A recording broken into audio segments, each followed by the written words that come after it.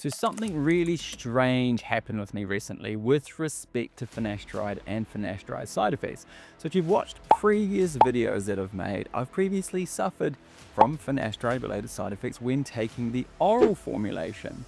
As I detailed, I stopped finasteride for about 6 months, cleansed it out of the system, reset, and then restarted on a low dose of topical finasteride, and voila, there were no side effects. However, I tempted fate with a biscuit after having had a little bit of regression after having less sleep recently after welcoming my first baby into this world. And so I thought, what if I add 1 milligram of finasteride in just every month, just to add a little bit more DHT suppression? Bang! Side effects come back. Libido gone, erectile dysfunction, all of these non-sexy things. So, what has happened here? Well, in today's video, I am going to break down exactly my thoughts on why this has happened as both a hair loss doctor and someone who has journeyed through 10-year androgenic alopecia journey myself, and I'm going to dig into the data on the difference between oral finasteride and topical finasteride when they're compared head to head and the impact that this can have on your system, including side effects as well as the positive effects.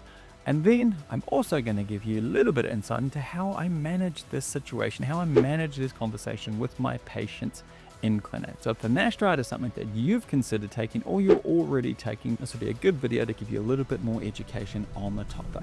But as always, this is not a substitute for medical advice, and I'd always encourage you to speak to your local healthcare professional or doctor about anything related to hair and health. Alright, if we haven't already connected, I'm Dr. Jonathan Hopkirk, Sydney-based hair loss doctor and co-founder of Levels of You, an Australian-based hair restoration company, and I'm also someone, as I said, that's gone through a hair loss journey myself. So let's dig into it. So why on earth did I all of a sudden get side effects on 1 milligram of oral finasteride just added in once a month?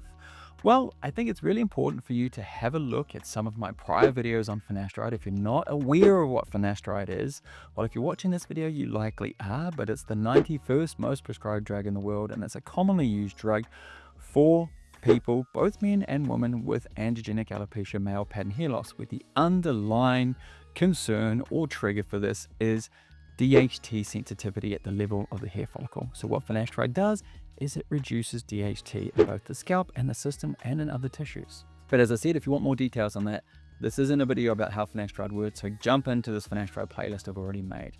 But what about finasteride and myself personally? So I had gotten pretty significant sexual side effects on finasteride previously, and they did last for a long time. So even after I stopped finasteride, they lasted for a number of months. So some would consider that as a post-finasteride syndrome-like phenomenon.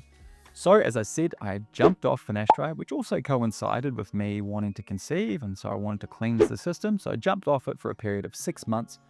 My libido came back. Those side effects eventually went away, which was great. And then after having conceived my beautiful little bub, who is potentially giving me a little bit of a hair concern now because I'm getting so little sleep. Alas, it is the sacrifice we make. Shout out to all the parents out here. I have 100% newfound insights into just how awesome you are, especially those taking the caring role, breastfeeding throughout the night or feeding throughout the night. Man, it is one heck of a sacrifice, but a beautiful sacrifice at that. So back to the side effects. So the side effects went away. Then after having had bub, I restarted finasteride at the topical dose of 0.25%, 2 mils per day. So 0.25% is the equivalent of 2.5 milligrams of finasteride per milliliter.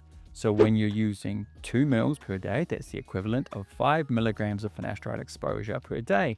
That sounds like a whopping dose. It sounds like the prostate shrinking dose, but I can assure you that when you apply it topically, you're not getting the same amount of that getting into the system as if you put 5 milligrams in your gullet. So then I used this topical finasteride for a number of months and had no issues whatsoever with respect to libido or sexual side effects. Hooray!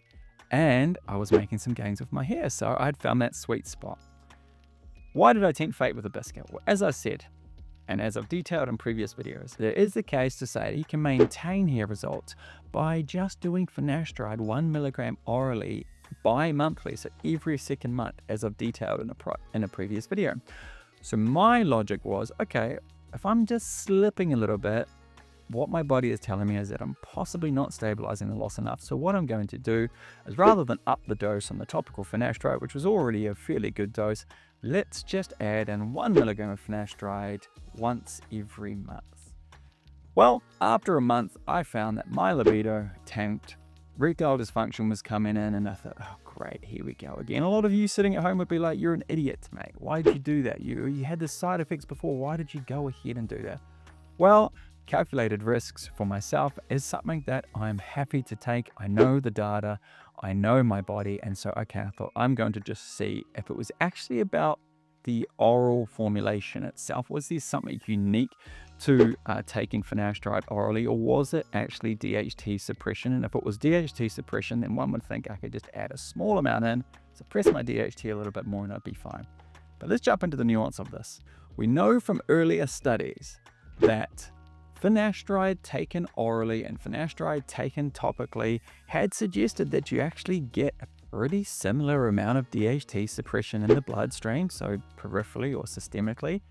And some studies had even shown that when you apply finasteride topically, you have a larger amount of DHT suppression in the scalp with topical versus oral formulations that are equivocal. But a newer study of over 450 men with male pattern hair loss, where oral finasteride 1 milligram taken daily was compared to a range of different low-dose topical finasteride solutions used over a 24-week period, close to a half a year. Well, what they found is that with the lower dose topical finasteride, DHT suppression systemically or in the bloodstream was about 35% versus about 55% in the oral finasteride group. What was also really interesting is it showed that those using the topical finasteride had a comparable side effect profile to those that were in the placebo group. So that is really encouraging. So if you were going off this study, you would be thinking to yourself, okay, so essentially what I've done is I've dropped my DHT more significantly by adding that 1 milligram, and because I'm adding it in systemically, more of that finasteride is getting around the system and potentially impacting other parts of my body. Well, the interesting thing about the study is it's not as robust as we would like it to be, because the way they applied the finasteride was, one, they applied it through a spray mechanism, and it could be anywhere from 1 to 4 sprays, and the application was a 0.25% concentration of finasteride, but 1 spray to 4 sprays gave quite a different exposure of finasteride to the system. And actually what those doses were was anywhere from 0.05 milliliters to 0.2 milliliters applied to the scalp through this little funnel thing that they sprayed the solution through onto the scalp. Now that then equated to a dose range from anywhere from 0.125 milligrams of finasteride exposure to the body to 0.5 milligrams of finasteride exposed to the body. So that's quite a different range. Now, if you compare that to what a lot of people are taking when it's a 0.25% concentration applied at 1 to 2 mils a day, that the difference there could be anywhere from 10 to 40 times higher for using those more common doses, as I was. You know, the dose I was using was 0.25%, 2 mils applied daily. So that's about anywhere from 10 to 40 times higher than that dose range in this study. But the thing that I take from this study, and is really important to understand, and I think this underpins what's happened to me, is that the amount of finasteride circulating in the bloodstream was 1/100th of that with the topical solution versus the oral solution. So you had a 100-fold lower concentration of finasteride circulating in the bloodstream when you used it topically versus orally. And this has been shown in other studies, and it's been spoken about in previous studies quite a lot. And so what I take from this is that when you use a topical formulation of finasteride, even if you're getting a similar amount of exposure of finasteride to the system in terms of the concentration, the amount of it actually circulating in the bloodstream, because you're going through first pass metabolism when you put it in the mouth, the amount of it actually circulating in the bloodstream is much higher, and therefore it can bind to much more of the 5-alpha reductase enzyme in the system in a lot more tissues. And so you can get flow over of the finasteride into these other tissues, which then can have downstream effects. So in my instance, what I feel had possibly happened is, whilst I was using finasteride topically, I wasn't getting a huge amount of it circulating in my system. Then when I added finasteride in at that 1 milligram dose just once a month, I then started to increase the amount of finasteride actually circulating in my system, and then therefore having an effect on other tissues, namely for me, the ones downstairs. But a very important thing to say about finasteride is the impact it has on you is very unique. The impact it has on you compared to your friend, compared to your family members, compared to a twin is very unique. And also, there's a lot of uniqueness in how finasteride is prepared. So not all finasterides are created equal. You can buy finasteride formulations off the internet. You could have it made up by a compounding chemist. You could have it made up by 6 different compounding chemists in the same local region and have a different formulation provided to you. So things that can change how much finasteride is impacting your system when you use topical formulations is where you're buying it. So some formulations, like the Zion formulation, are reportedly made with certain patented mechanisms that actually mean that a lot of the finasteride stays locally in the tissue rather than getting into the system, and it actually sticks onto the follicles. Like there's a meshwork there that holds the finasteride to the follicles for a longer period of time, and so less of it actually gets into your bloodstream. Certain lysosomal carriers, certain carriers can mean that more of that finasteride gets into the bloodstream and less of it stays on the scalp locally. Other things could be like microneedling. If you're microneedling before using finasteride, yes, you're going to get more of it into the system. As I said, there's a range of different finasterides that you can buy that can impact how you absorb it. Then the local architecture of the tissue itself.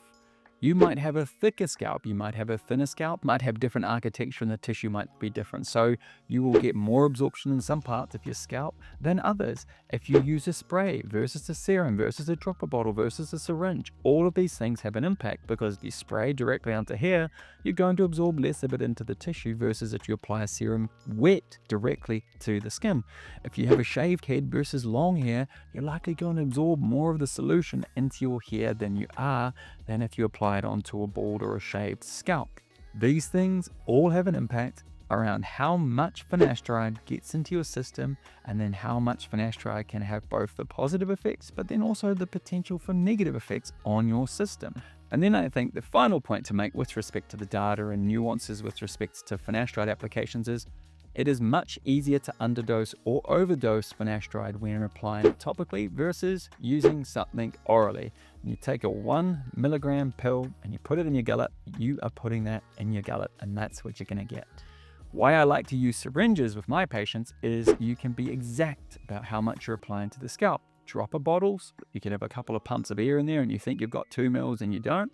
Or you could have more than the 2 mils because it might go above the numbers on the side because you've actually got more into the system. You could have less, so you could be getting less efficacy than you want. So that's why I like to use syringes when I use topical formulations of finasteride. So then, how do I counsel my patients on this when they come into me and going, hey doc, if I were to use topical formulations of finasteride, do I have a lower chance of side effects, but still a good chance of good effects versus taking it orally? Again, I would come back to the fact that each individual is in a unique situation. So we always have to come back to that person's medical history, their hair loss history, other things that they have tried or not tried for their hair, other medications that they might be on, medical history with respect to psychological history, libido history. All these sorts of things are really important when we look at an individual before prescribing anything. But based on the data, well, some data is suggesting that we can get pretty equivocal results with finasteride when it's used topically versus orally. So what I like to then look at is, okay, if we can start out on a treatment program that could go for a number of years, let's not throw the whole book at it first. If you don't have aggressive loss, then we've got the opportunity to start with a low dose topically and graduate up if and when we need to. However, if someone is already on a whopping dose of finasteride and they're going, I want to convert to topical finasteride, but they've stabilized their loss at finasteride orally and they're not getting side effects, my inclination would be like, let's not change you over maybe at all or rapidly or completely, because you might see that you regress. You might actually get a bit of a dip because your body's become so used to having that amount of finasteride circulated through your system. And if you were to do it, I would gradually move over, wean, drop that dose back to maybe 3 times a week, then 1 time a week, whilst also then covering with some topical finasteride. So as you can start to understand, it's not a simple playbook for everyone. hair loss medicine and medicine isn't simple in the sense that you can just go, okay, well, I read this on a Reddit forum, watch this on YouTube, therefore it must apply to me. And that's why I can only stress to you to get some professional guidance, because when you're paying someone, you're paying for someone's clinical acumen, you're paying for their knowledge base on this topic so they can guide you to help you make best decisions where you've got a great chance of not just success now, but also down the track, whilst also doing everything they can to minimize the potential side effects for you, the individual. So wrapping this all up, why did I get the side effects when I added finasteride in orally? Well, probably because I increased the amount of free finasteride floating in my system, and therefore overflowed into other parts of my body and had those side effects, which I wasn't experiencing on topical, but because topical wasn't putting as much finasteride into my body, given only 1% of it was probably only getting into my system of topical. We've gone through some of the data, which you can dig into. I'll list the data in the comment section.